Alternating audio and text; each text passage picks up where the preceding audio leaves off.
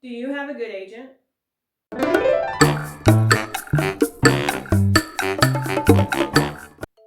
Hi everybody, my name is Jamie Howes with United Real Estate Properties here in Eugene, Oregon. And today I want to make sure that you understand whether or not you have a good agent. So how do you know your agent is doing the right thing and giving you the best advice? Here are a few things that your agent should be telling you or asking. First off, stay put. From a purely financial perspective, you want to move in life as few times as possible. Let's face it, moving is expensive. Once you add up the transaction fees, cost of moving, cost to furnish your new place, etc., it's a lot of money. Further, in the early years of paying off an amortized mortgage, your monthly payment goes mostly to interest. As you hold the mortgage longer, your payments increasingly go to paying principal. Staying put is a great forced savings tool. Next, more house, more problems.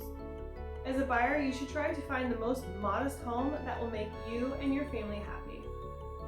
The larger the home you own, the more expenses and headaches you will have.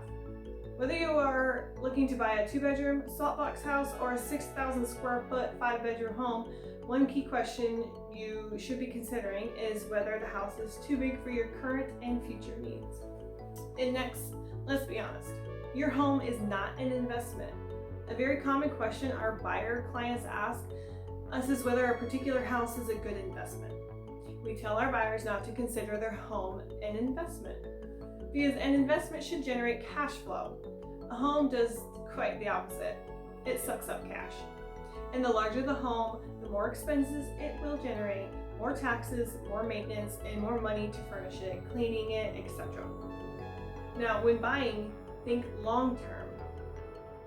If the time horizon is long enough, almost all real estate will appreciate in value.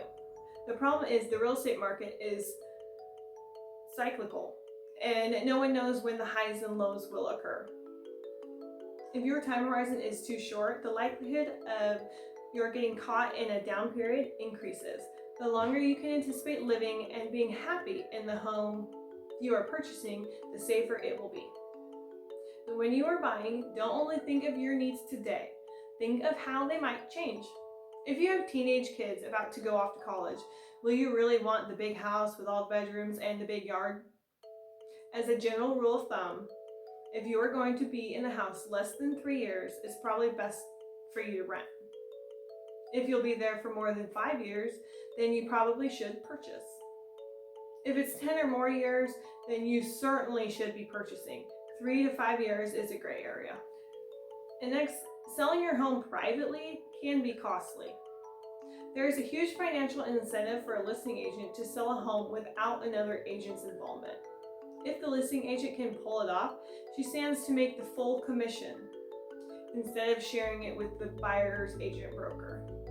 There are many techniques that agents have developed that heighten the chance they will sell it themselves. The most prevalent and notorious is the private exclusive listing, in which the listing agent tells her clients she will market the listing privately. And by the way, privately market is an oxymoron.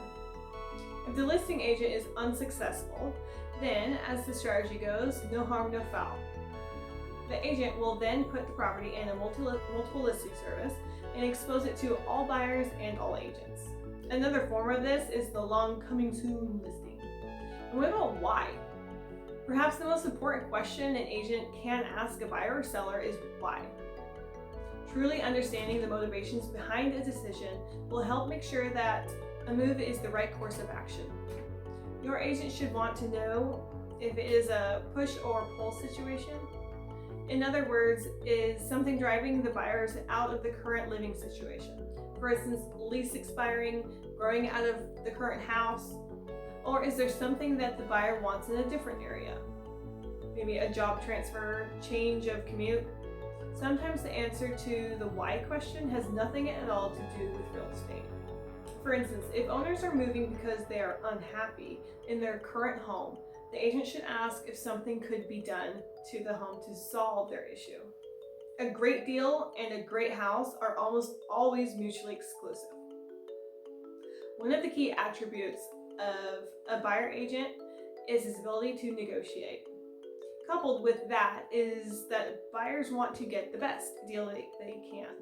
The truth of the matter is that the better a home is, the less negotiating leverage buyers will have.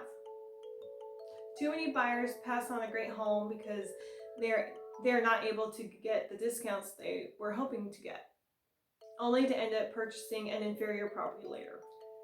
Be sure your agent tells you this. Will this house hold value? Most buyers ask this question when purchasing a house. It is a great question to ask. First, you want to consider neighborhood catalysts. Are any major employers moving in or out of the area? Are there any other changes happening?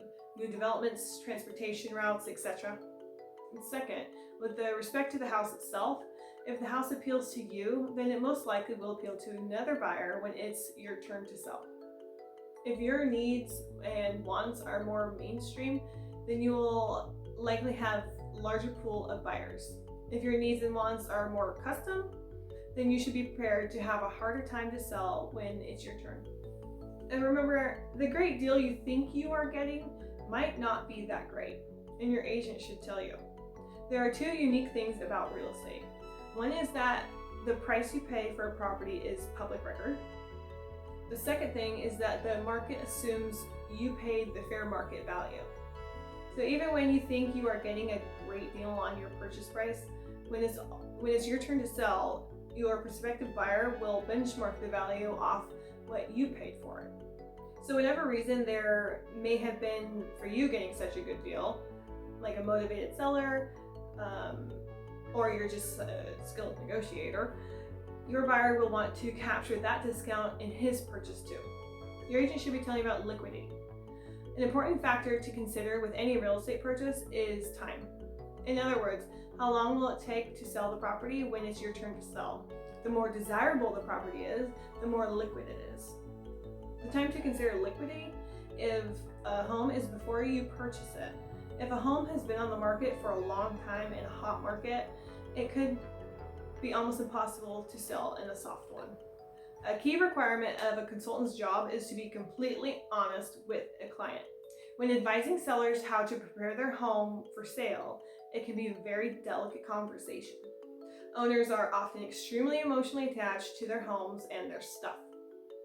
It can be extremely difficult to tell an owner that something in the home is a major detractor and will negatively affect the value. Your agent is doing you a disservice by not being fully upfront with you. So that's it. You really do want to have an honest agent and one that's not going to sugarcoat hard things for you. The point of you hiring a listing agent is for them to sell your house, and they're going to be able to tell you exactly how to do that, and out of respect for them and their work, you should listen. So if you don't have a good agent, get one. I appreciate you watching. If you guys have any questions, don't hesitate to reach out. All of our contact info is down below in the description box, like it is in every video. If you want to hit the subscribe button, ring the notification bell. We post new videos every Monday and Friday.